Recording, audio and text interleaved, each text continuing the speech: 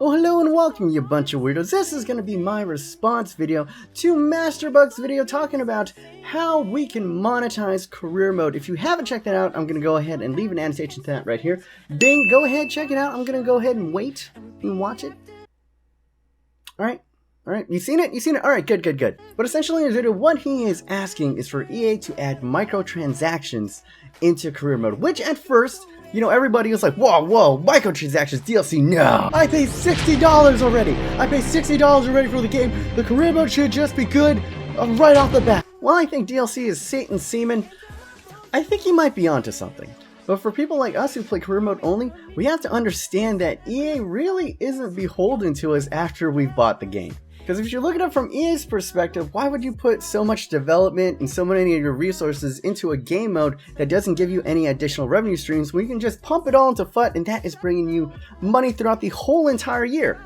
What Masterbucks is suggesting is that by adding microtransactions, we will keep EA accountable to career mode. And come on guys, if we want to complain, we can complain all we want. We've been complaining for years. Let's be honest with ourselves. EA doesn't even speak English. They only speak money. So the only way we're going to get any change is by speaking the language that EA understands, which, in my mind, only leaves two options. One, we go the Masterbucks option, we add microtransactions to career mode, which could be a little bit funky, but it has a lot of potential if you really think about it. Now, like Masterbucks, I do not advocate pay to win. No. What I would like is kind of like a VC system like in 2K. You could earn in-game currency and use that to unlock, all the sweet new boots and swag, or maybe have a practice hub pitch. That would be really cool that you can customize. But most of the stuff that Masterbucks suggested was essentially only really going to help out your My Player, because the My Player is the only character that you actually see. Like in Manager career mode, you technically never see the manager, so we'd have to offer some type of manager customization, which would be pretty cool. I mean, they have it in PES. I would love for the future to customize myself as a manager of my favorite football club, and oh my god, I'd probably pay, like a couple dollars or two to get my Diego Simeone on. Ooh, man, looks good in Prada. I'd like to look sharp on the pitch, maybe get a little Dolce & Gabbana on. Yeah. And once you decked out your manager, have more avenues to go ahead and showcase all that swag. Show the manager walking onto the pitch. I love it on television when you see the manager's reaction after like a near miss or a celebration after a goal. We've been asking for freaking years for press conferences like in 2K. You can go ahead and see all the swag that you've bought in the press conference on either a player or a manager. I think you got my point across. It's just more avenues to show off the swag. But my one fear about the swag model is essentially all we're telling EA is that what we really care about is having super nice boots or having an all platinum goal posted. I don't know if that'll really help out the gameplay. So I have a second suggestion for DLC for career mode. I don't know if everyone's gonna like this idea because it might break immersion, but I think that they should just add legends into career mode. I mean, they already do it in Madden, which is another EA property. You go ahead, you buy DLC, you get Jerry Rice or other great Hall of Famers, and you can use them in career mode. And it's gonna be completely optional. They're not in the game unless you want it. And come on guys, if we're honest with ourselves, if we're truly honest, we'll pay. We'd pay $5 to go ahead and bring Beckham back to Old Trafford, or oh my god, if you're an Arsenal fan, to see Thierry Henry in a Fly Emirates shirt, don't act like you wouldn't buy it. You would buy it. So that would be the other model. You have elite legend type players that you put behind a paywall, and you can release some, new legends out monthly, and that'll keep people involved throughout the game. Or if you're really dastardly EA, you could actually sell packs in career mode. Like, I thought about this concept. You could sell legend packs, which would be super dirty, but it seems like something that you would like.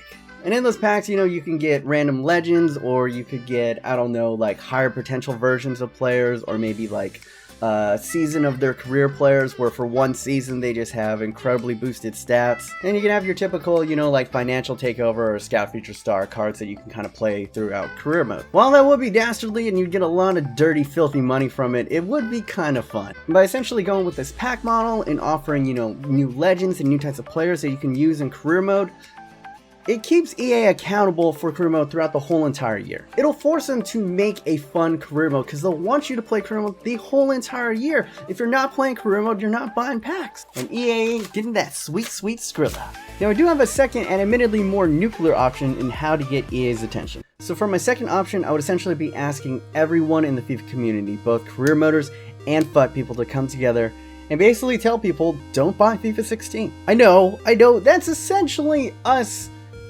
doing the equivalent of committing channel suicide. I mean, why would anybody watch a channel for a game that's shit? But my counter to that is, that's kind of already happening. I mean, just look around the FIFA community right now. Views overall, I mean, there are some people that are doing well, but overall, views are down this year. Why do you think that is? I mean, there's going to be a myriad of reasons, but personally, my take on it is that the game isn't that good this year. It's not as fun or compelling to play, and there are a lot of great games out there right now that are just more fun. And I mean, it's symbiotic. If our views are down, that means FIFA isn't selling that well. But the holiday season's right around the corner, and I'm pretty sure that EA are banking on a huge boost in sales with all, you know, Black Friday and freaking Christmas. They're gonna be selling a lot of copies of FIFA. And I think that's why we as a community that has an incredible reach should go ahead and stand up and yell to everyone who will listen, hey, don't buy FIFA this year. It's not good enough. And while we might be thinking in the short term of like, that's gonna absolutely destroy my channel, I'm thinking big picture, we sacrifice FIFA 16 for the many years of FIFA to come, because there's gonna be a FIFA 17, there's gonna be a FIFA 18, there's gonna be a FIFA 100 billion kajillion. If we continue to buy this product, essentially what we are saying to EA in the language that only they understand, which is money, is that us as a consumer, we don't care if the game is subpar. We don't care. I mean, I'm a nobody YouTuber, but as a whole, the FIFA community as a whole has an incredible amount of subs, incredible amount of views, an incredible amount of influence and power. I think I read somewhere that KSI is the most watched YouTuber in the UK. And if we all band together and collectively tell the world this holiday season not to buy FIFA 16, it's gonna put a huge dent in EA's profits. And if we can put a dent in EA's expected earnings, do you understand how big of a power shift that would create? You would now take the power away from EA and give it back to the community, give it back to you guys. And you gotta think, for every single person that we prevent from buying FIFA 16, they're gonna be losing so much money. Not only are they losing the $60 that they have on the initial sale, they're gonna be losing the hundreds, potentially even thousands of dollars that one would spend on the microtransactions over the course of a year. So if we could successfully create a boycott of FIFA 16, they would have no choice. They would have zero choice. It makes them too much money. They'd have to get us involved. Don't vote with your voices on Twitter. They don't give a shit about that. Vote with this, your fucking wallet, because this is what they want. This is what they care about. And sadly, this is the only thing that they're really gonna listen to. And guys, I'm a nobody. I'm a nobody YouTuber. I get 500 views on a good video, but if you could share this video, guys, please. I never asked for you guys to share, but share this video with Channy, with MGH, with Chestnut, with Masterbucks. You know, share it with anybody that you can that's involved in the FIFA community, just to kind of spread this thought and see what it is. And, you know, maybe start it up. Say no. Hashtag say no to FIFA 16. Let's go ahead and start bringing that out on Twitter. And guys, we gotta move quickly because Black Friday is literally this Friday, so go ahead, share it out on all your social medias with the hashtag say no to FIFA 16. Guys, these are just my thoughts. Maybe I'm rambling, maybe I'm a little bit crazy, but that Masterbucks video really inspired some, you know, food for thought within me, and I thought I'd give you my opinion. I'd love to hear your guys' opinion. Go ahead, leave it in the description down below. Go ahead, like, subscribe if you are new to the channel, and yeah, my name's B Munus. Hopefully you guys are having a wonderful day. Remember, stay yourself, stay humble, be weird.